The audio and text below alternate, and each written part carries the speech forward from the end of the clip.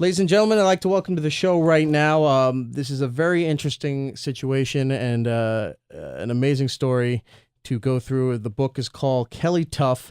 Please welcome to the show Erin Kelly, Jim Kelly, maybe Jill Kelly, if she wants to come with us as well.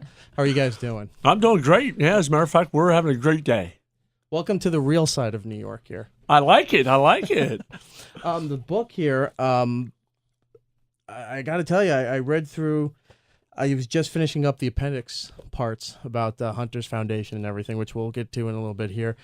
I can't imagine, just being the person reading this, how emotional this was, the turmoil and the emotional grief that you had to put this together with the photos, with the stories, and everything else. How long did it take you to put all this together? It took about a year to put it all together. We actually started last summer just talking about writing a book and putting my heart really on paper. That's really what this book is my heart on paper. And it was a struggle to write it because it was as if I was reliving the moments all over again. And just to be able to share deep moments with the world is definitely hard, but at the same time, it's so rewarding to know that our struggle can be an encouragement to someone else. Did you have any, I don't want to say resentment, but did you have any resistance from the family when you started putting this project together? Like, I don't really know if we should put our family's details out there like this. Absolutely, everyone was completely on board, but there were times when at the beginning of my dad's treatments and everything that we were hesitant to share things, especially on social media, just because we knew that we could get some negative feedback from people, which we did. But at the same time, once we started putting things on social media, once we started sharing our story, we realized what an impact it was having, not only on other people, but on us. People were such an encouragement, letting us know that they were praying for us and just supporting us was incredible. And it definitely had an impact on my dad and everything that he was going through. Right. Your family, for those who don't know about this book here, your family has had to deal with, I don't want to say cancer because it's too broad, but different degrees of cancer there, both with your brother, with your father. Can you tell us a little bit about Hunter's situation? Because when I was reading the book, I never heard of the disease that he had here, but it turns out it's pretty common in newborns and whatnot. He had Krabbe disease, and he was diagnosed when he was very young, and we were told that he would not live to see his second birthday. And so that was extremely hard, and he was never able to eat or talk or walk on his own, and he was completely disabled. And so but he ended up living to be 8.5 years old. But we learned so much through watching him struggle and through his sickness. And although there was death surrounding that situation, we were told he wasn't going to live, there was so much life that he radiated. And we really started treating Hunter as if he was living, because he was every single day, and he lived to be 8.5 years old. And that's incredible considering what the doctors told us was the diagnosis. And so this Kelly Tough thing really started through watching Hunter struggle and seeing God's strength displayed in his frail body. And it's great that you did treat it that way, because more people than not would take it as, we don't know how much time he has left, and keep treating it like the end is coming the next day, instead of just, well, let's live your life and go till the very end there and try to be positive and strong for him. Right, absolutely. And after watching him go through that, and after just living life with him, it really taught us to live fearlessly in every moment. And I took that into watching my dad go through cancer and wanting to live every moment with him, not knowing what the next day would hold, not knowing if he would still be here tomorrow or the next day. And so just cherishing every moment. Jim, if I can call you Jim, or Mr. Kelly. No, Jim is definitely fine. And you've been through your fair share of stuff too, with different kinds of cancer, with your jaw and with MRSA and everything, and you've I hate to use the term, when the chips were down, you plowed through it and came back, and then there was a story that it went away, and then it came back. Oh, then it went away, and then it went away again, and like you've just been kicking this thing's ass since you found out that you had it here. There was something in the book that I found not disturbing, but I couldn't relate to it. There was a chapter called "I'm Not Afraid to Die," and the fact that you had said this and that she got upset. Where do you find that kind of, I guess, solace? Where do you come to that conclusion where you feel that it's okay at that stage? Well, when you are at your lowest and how that makes you feel, but understanding that there's so many people that are around you that you are an inspiration. And for me, I don't know what tomorrow holds. Nobody does. Right. And I knew the fight that I had in me, and I know how I've lived my life. I knew that, we all make mistakes, but I knew how I was blessed to be a professional athlete, how I was blessed to have a beautiful family, a beautiful wife, a son.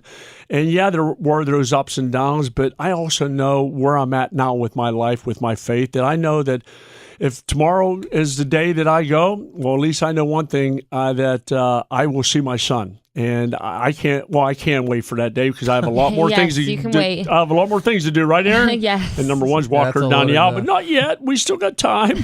She's still young. She just turned 20. But the thing is, for me is, in the past, I might not have said that, but I know where my faith is. I know what my heart feels like. I know what I've accomplished in my life. I know that I've been an influence on people, but I want people out there to understand that, through my fight, and through what I went through, and to hear from everybody how much of an influence they've been on my life, how I want to continue to fight, and how I will never, ever give up. And also to know that the girls that I've raised and the wife I'm married to, how I've been blessed, and I'm having fun now. I'm enjoying my life. And even though I enjoyed my life before, it was a different type of an enjoyment. But also I had more fun in my life than most people can say they can have in 5 lives. I mean, I really did. I mean, I went through some good times. I've been through some bad times, but I was brought up in a family of 6 boys to never give up on anything I've ever done. And I never will.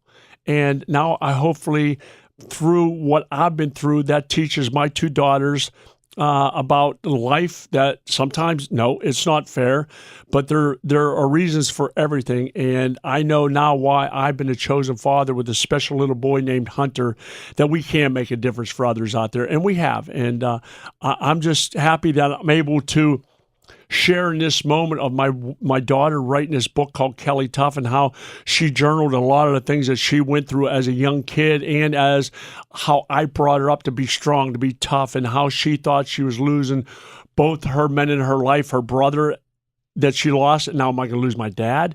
And now how she had to stay strong, not only for herself, and not only for me, but her little sister. How she had to keep my wife, her mother, strong through all this, and how she is growing as a young kid and understanding that we all are going to go through things, but it's what you do about it's what counts. And she's one strong lady. You mentioned something in that with faith, and that's a big theme throughout the book that you had wrote about, Erin. A lot of putting your hands in God and all that stuff. Where do you find, were you always religious? Did you always have this? Or where do you find God in these times of awfulness?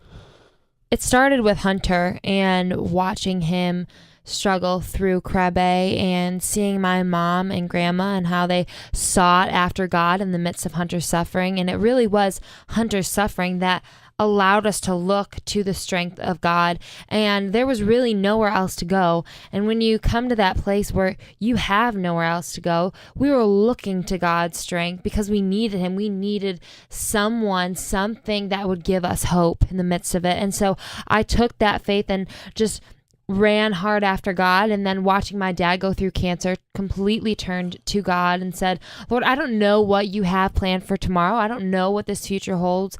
I don't know if my dad's going to make it through cancer, but I'm willing to trust you in the midst of it. I just find it fascinating that you can, and that you were strong enough to do that, where most people in that situation with your brother and then later on with your father would probably at that point be like, I've had enough of God, or I'm not believing in this stuff because all this keeps happening, and you did the exact opposite. Right. And through Kelly Tough, I really want to encourage people that in the midst of whatever you're going through, because we all have our own stories, Right. everyone has their own story of struggle, that in the midst of that you can turn to the strength of God in the midst of your weakness. And really, I want to encourage people to live a courageous and fearless life, and to just turn to the strength of God when you can't go on your own. Right.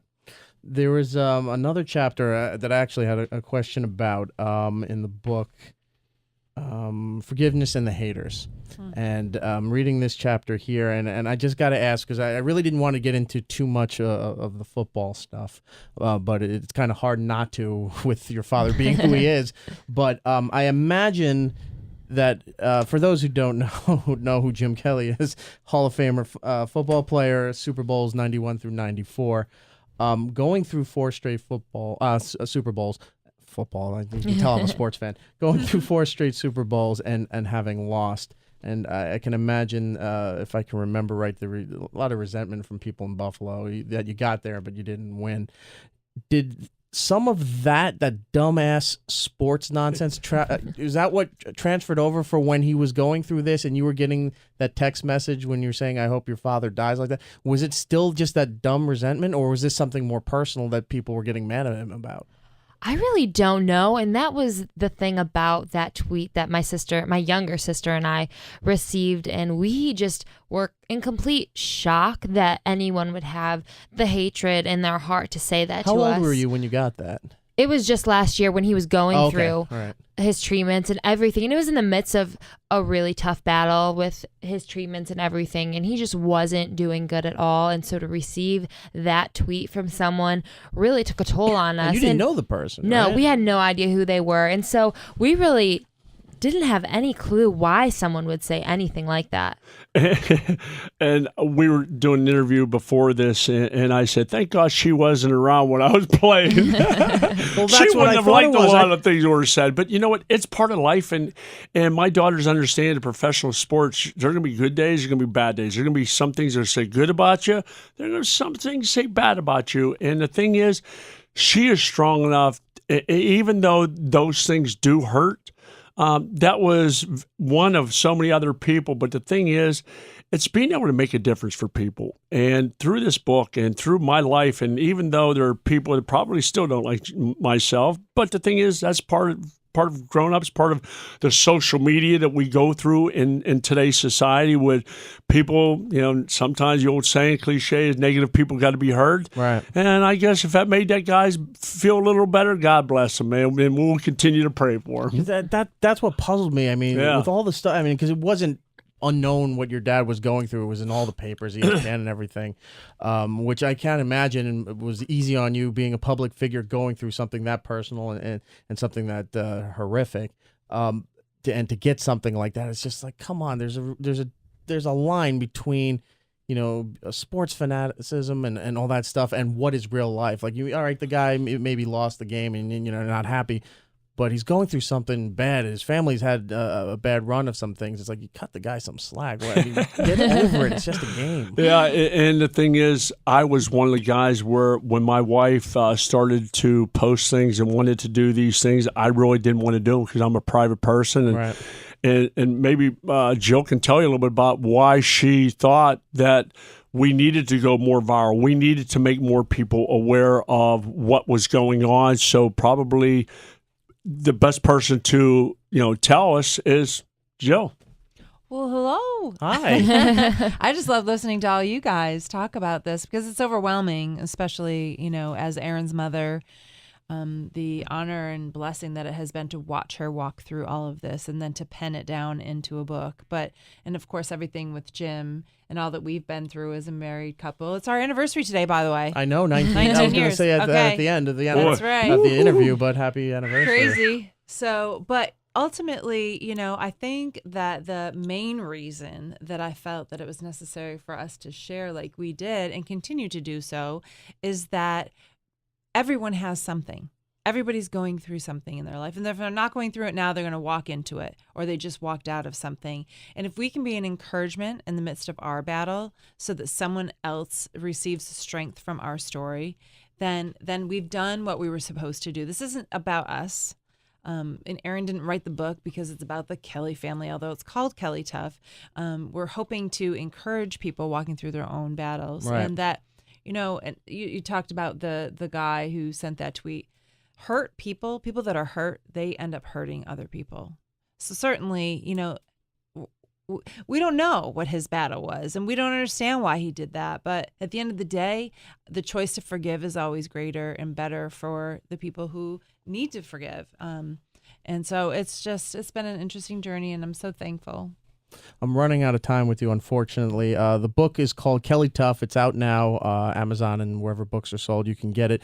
Before you go, can you just tell me real quickly about the Hunter's Hope? My mom actually would probably be the best one to talk about Hunter's Hope. They just want me to talk. Yes, but that's we really were quick 'cause we don't have joining a you lot into of time. combo. We don't have much time. Yeah, Hunter's Hope was started, as a result of there was no cure, no treatment. No one was doing anything for the disease that Hunter had. And so we've rallied. There's so many incredible things that are happening through the foundation.